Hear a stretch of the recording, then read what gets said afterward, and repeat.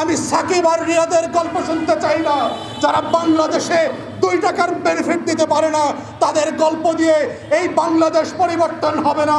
যদি আপনারা সত্যিই বাংলাদেশের ভবিষ্যৎ দেখতে চান, এই বাংলাদেশকে নতুন বাংলাদেশ দেখতে চান, বুঝতে হবে সাকিব, আনার, মাশরাফি, বেনজির আর আজিজ হচ্ছে দেশের রং সাইড অফ দ্য হিস্ট্রিতে আছে।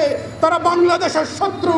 বাংলাদেশের ক্ষতি ছাড়া, বাংলাদেশকে বিক্রি করা ছাড়া বাংলাদেশের 2 টাকার কোনো বেনিফিট এই লোকগুলো দেয় নাই।